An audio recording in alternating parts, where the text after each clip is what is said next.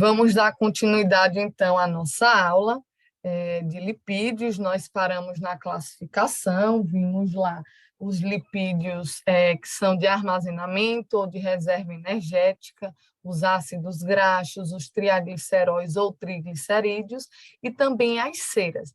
E a gente dá continuidade com a classificação, só que agora vamos ver um pouquinho de lipídios estruturais de membrana e depois lipídios especializados, tá? Quando a gente fala em lipídios estruturais de membrana, a gente logo remete à membrana plasmática em si. Se a gente não lembra, a membrana plasmática ela possui uma bicamada lipídica. Então, a gente tem aqui a cabeça polar, né, aqui, que eu estou apontando para vocês, ela tem afinidade com a água, e na parte interna, a gente tem a cauda apolar hidrofóbica, que não tem afinidade com a água. Então, por não ter essa afinidade com a água, né, ela tem esse arranjo, ela começa a se organizar, formando uma dupla camada de lipídios. Lembrando também que esses lipídios eles podem estar associados, por exemplo, a carboidratos, tá? Aqui em salmão a gente tem os carboidratos, e quando esse carboidrato se associa a lipídios, a gente chama de glicolipídios. Só para reiterar também, essa bicamada que eu falei para vocês, ela tem uma característica por ser anfipática, justamente isso, ter a cabeça polar e ter a cauda apolar hidrofóbica, ou seja, que não vai ter afinidade com a água. Tipo de membrana, tipo de lipídio estrutural de membrana que a gente conhece são os fosfolipídios. Dentro dos fosfolipídios, a gente tem os chamados de glicerofosfolipídios. Como é a constituição desses glicerofosfolipídios, tá? Eles vão possuir dois ácidos graxos, que a gente já conhece a estrutura, só que eles vão estar ligados, né? Ou seja, unidos por ligação éster no carbono 1 e carbono 2 do glicerol. O glicerol em si é um álcool, tá? Deixa eu mostrar para vocês. Então, aqui eu tenho o glicerol, e esse glicerol, né, ele vai estar unido por ligação fosfodiéster no carbono 3, que eu estou apontando, com o grupamento fosfato. Então, quando ocorre essa ligação, deixa eu mostrar a vocês, carbono 1, 2 e 3 do glicerol, ligado, então, ao grupamento fosfato. Essa ligação vai ser tipo fosfodiéster. E a ligação entre os carbonos aqui do glicerol é um tipo de ligação éster. Então, vamos entender um pouquinho dessa estrutura, incluindo agora os ácidos graxos. Então, tenho aqui um ácido graxo saturado, por exemplo, o ácido palmítico, e temos um ácido graxo insaturado. Por quê? Porque ele tem aqui insaturações ao longo da cadeia hidrocarbonato. Então, entre esses dois ácidos graxos, ligados a ele, a gente tem o glicerol, que é um álcool, e ligado a esse glicerol, a gente tem, então, um grupamento fosfato. Só que, além disso, a gente tem na estrutura do glicerofosfolipídio um grupo cabeça substituinte, ou seja, é um grupo cabeça polar. Então, essa parte em azul, que tem um xizinho, ela pode ser substituída por diferentes grupos funcionais. E esses grupos funcionais, eles são polares. E a gente vai ter, então, a cauda apolar e o grupo cabeça polar. Deixa eu mostrar para vocês um pouquinho dessa variação que pode acontecer, né? E, mais uma vez, eu mostro a vocês a heterogeneidade dos lipídios. Então, naquele grupo cabeça do xizinho, a gente tem vários grupos funcionais aqui, ou até mesmo o hidrogênio. Aqui é o nome do glicerofosfolipídio, tá? E aqui é o substituinte. Por exemplo, a gente pode ter como grupo substituinte uma colina, que é representada aqui por essa fórmula. A gente pode ter uma serina, que é representada por essa fórmula. Podemos ter um glicerol também como grupo cabeça, que é um álcool, representado aqui por essa fórmula, entre outros, tá? Podemos ter apenas um hidrogênio, sendo o que eu quero mostrar para vocês aqui é que esse grupo cabeça pode ser substituído por diferentes fórmulas, como eu estou dizendo, essa heterogeneidade dos lipídios. Temos também os galactolipídios, né, como lipídios de membrana. Esses daqui, por exemplo, estão nas membranas dos cloroplastos, tanto os galactolipídios como os sulfolipídios. Aqui, ó, possuindo os ácidos graxos, está vendo? Um ou dois resíduos de galactose estão conectados por uma ligação glicosídica, nesse caso, ao carbono 3 de 1,2-diaglicerol. Esse diaglicerol aqui, ó, a gente pode observar, a gente tem esses dois ácidos graxos, um glicerol e aqui uma galactose, tá? Pode ser um ou mais. Aqui temos uma galactose, mas aqui temos duas galactoses, pode ser nessa estrutura também. Duas galactoses, né, como grupo cabeça, o glicerol e ligado ao glicerol, dois ácidos graxos. Esses seriam os galactolipídios. Temos também os sulfolipídios, que tem essa mesma pegada de grupo cabeça, né? A gente tem aqui, ó, o glicerol, os ácidos graxos, aqui temos o enxofre para mostrar, né, os sulfolipídios, e aqui como grupo cabeça, que estou mostrando a vocês, tá? As únicas diferenças são nessas constituições, mas eles vão ter o grupo cabeça, vão estar ligados a glicerol, que é um álcool, e vão ter ácidos graxos também. Temos os lipídios de membrana também das arqueias, né? Lembra lá das arqueobactérias, que são aquelas que sobrevivem em condições extremas, inclusive eu comentei com vocês lá na primeira aula. Podem sobreviver em pântanos altamente ácidos, em locais com alta temperatura, né, baixo pH, como eu acabei de falar, altamente ácidos. Então, elas conseguem sobreviver a essas condições extremas. Então, o que é que tem na membrana das arqueias, né?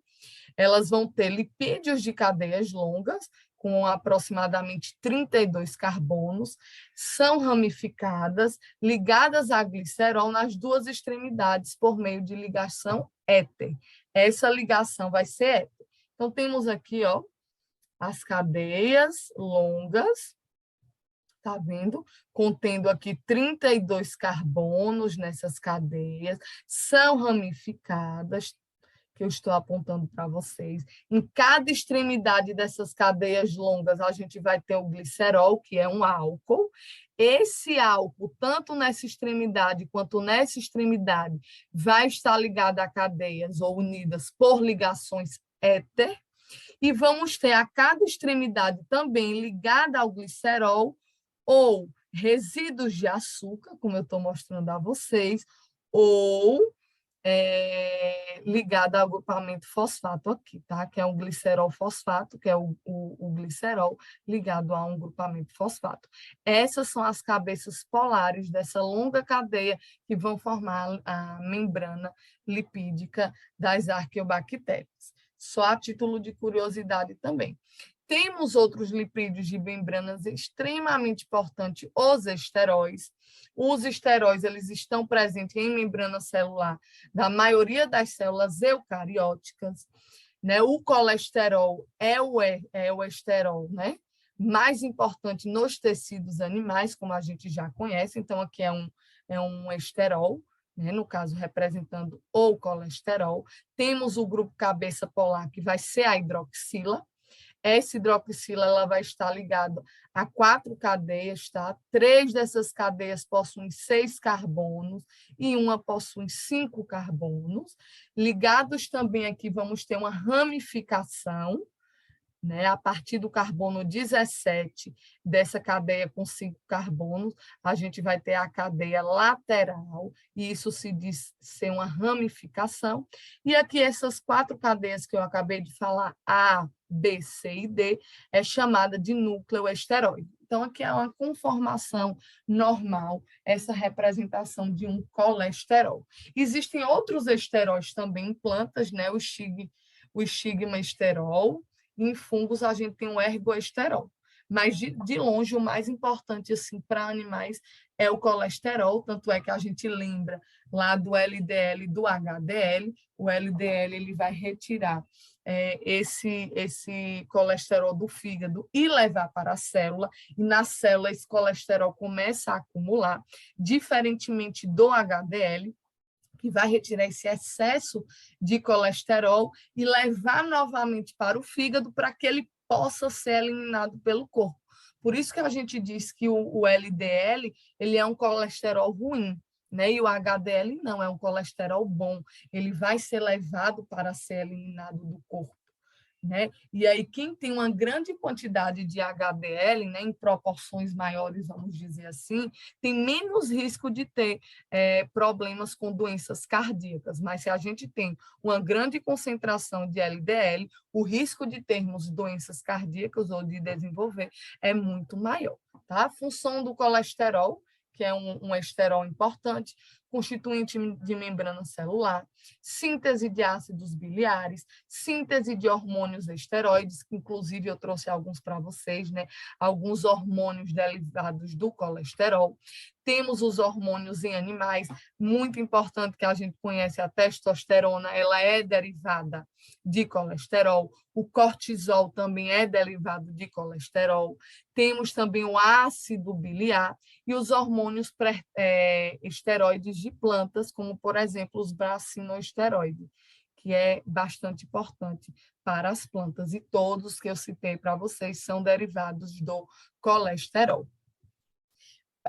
A gente sai dos lipídios, né, com função de membrana, constituinte de membrana, e vamos para a última classificação, que são os lipídios com função especializada. Dentro dessas classes, nós temos os isoprenóides, né, que são os terpenos, vitaminas e pigmentos, e temos também os eicosanoides, começando com os eicosanoides, que são hormônios parácrinos, né? Ou seja, eles vão atuar somente nas células onde eles foram sintetizados os hormônios, eles não vão se deslocar para locais longos, por exemplo, para que ele consiga atuar como hormônio. Por isso que a gente chama de parácrino. Alguns exemplos que a gente tem de eicosanoides são a prostaglandina, né, que elas vão estimular a contração da musculatura lisa do útero, durante tanto a menstruação quanto o trabalho de parto também. Temos o tromboxano, que atua na formação de coágulo, e aí ele vai reduzir o fluxo sanguíneo no local do coágulo. Temos também o leucotrieno, né, induz a contração da musculatura lisa, que envolve as vias aéreas do pulmão. Esses são alguns exemplos de eicosanoides. Os isoprenoides, né, temos os terpenos. Os terpenos são lipídios de origem vegetal, possuem características organolépticas. Aqui são alguns exemplos de terpenos bem importantes de origem vegetal. São usados na culinária e também na indústria. Eles protegem contra a ação de micro-organismos, contra herbívoros também. São atrativos para animais polinizadores e também dispersores de sementes. Eles são importantes também na competição planta-planta. Em planta, a gente pode encontrar alguns interessantes, né? O eucaliptol e também a azadiractina no NIM, que a gente tanto conhece. O NIM que pode ser utilizado como defensivo, né, contra alguns insetos, praga, e aí eles são defensivos naturais, bastante utilizados também. Terpenos são exemplos de isoprenóides, tá? As vitaminas também são isoprenóides, por exemplo, a vitamina A, que é conhecida como retinol. O retinol ele é um hormônio e pigmento visual do olho dos vertebrados, então está presente nos vertebrados. Como hormônio, a gente tem um ácido retinóico, ele vai regular a expressão gênica para o desenvolvimento de tecidos epiteliais, e como pigmento, a gente tem o retinal, que vai iniciar o processo visual dos cones e bastonetes da retina, ou seja, aqui, ó, nos nossos próprios olhos, eles estão bem direcionados à resposta em relação à luz. Onde eu posso encontrar a vitamina A? Quem seria fonte de vitamina A? Né? Óleo de peixe, de fígado, ovos, leite, manteiga, frutas e vegetais amarelos, todos são fontes de vitamina A. Então, se eu consumo esses alimentos aqui, eu vou evitar um ressecamento de pele, ressecamento de olhos, mucosas e também cegueira noturna. tá? Então, por isso que é importante a gente ter uma boa alimentação em relação a fontes de vitaminas. Só para título de curiosidade, quem é o precursor da vitamina A é o beta-caroteno. Então, a gente tem aqui o beta-caroteno e as diversas formas da vitamina A, o retinol, pigmento, por exemplo, o retinal, sendo que o principal precursor aqui é o beta-caroteno, e aqui a gente tem alguns alimentos com fonte de vitamina A. Temos a vitamina D3 também, que vai regular a absorção de cálcio no intestino e os níveis também de cálcio nos rins e nos ossos. Então, a presença de vitamina D é extremamente importante para o desenvolvimento dos nossos ossos. Inclusive, a gente costuma tomar aquele solzinho, que é uma boa fonte de vitamina D. Isso vai evitar demais, né, que ocorra, por exemplo, algum tipo de doença pela deficiência de vitamina D. Onde eu posso encontrar a vitamina D, além de eu tomar aquele sol, óleo de fígado de bacalhau, ovos, ostras, peixes, laranja, fígado e também leite, tá? Então, aqui são alguns alimentos, fontes de vitamina D, né? A deficiência exagerada de vitamina D no nosso organismo, ela consegue desenvolver um raquitismo, né? A pessoa tem desenvolve o raquitismo, e isso é bem comum, por exemplo, em crianças. Tá? A gente tem esses ossos bem arqueados, como a gente pode observar aqui, antes do tratamento contra o raquitismo, e aqui 14 meses após o tratamento, né, consumindo alguns alimentos que são fontes de vitamina D. Temos também a vitamina E, né, que são os tocoferóis. Eles funcionam como antioxidante, impedem danos oxidativos à célula, eles vão destruir também formas reativas de oxigênio, radicais livres, que são muito ruins para as nossas células. Aqui a gente tem a estrutura de uma vitamina E, cadeias bastante longas, como a gente pode observar, com algumas ramificações também. Quem são fontes de vitamina E? Os óleos vegetais, ovos, germe de trigo, tudo aqui é fonte de vitamina E. Por fim, temos a vitamina K, que é uma coenzima da protrombina. Essa protrombina, ela é uma proteína produzida pelo fígado e ela é essencial para que ocorra a coagulação sanguínea, ou seja, ela tem uma função anti-hemorrágica. Se eu tenho uma deficiência de vitamina K, por exemplo, eu vou ter esse retardo na coagulação sanguínea, e isso vai levar à hemorragia. Por isso é importante também consumir alguns alimentos ricos em vitamina K, que proporcionam a coagulação sanguínea. Então, a gente tem a estrutura aqui da vitamina K, cadeia longa, cadeia ramificada também, como eu estou mostrando a vocês. Fontes de vitamina K que a gente conhece são os vegetais, né? São as folhosas, que têm essa coloração verde escura. A gente tem, por exemplo, a couve, brócolis, todos os alimentos têm essa coloração verde escura e vão fornecer, então, vão ser fonte de vitamina K. Ótimos estudos para vocês. A gente encerra, então, a parte de compostos orgânicos, né, com os lipídios, e na próxima aula a gente já inicia com introdução ao metabolismo, para que assim a gente possa finalizar a nossa disciplina. E até mais e ótimos estudos a vocês.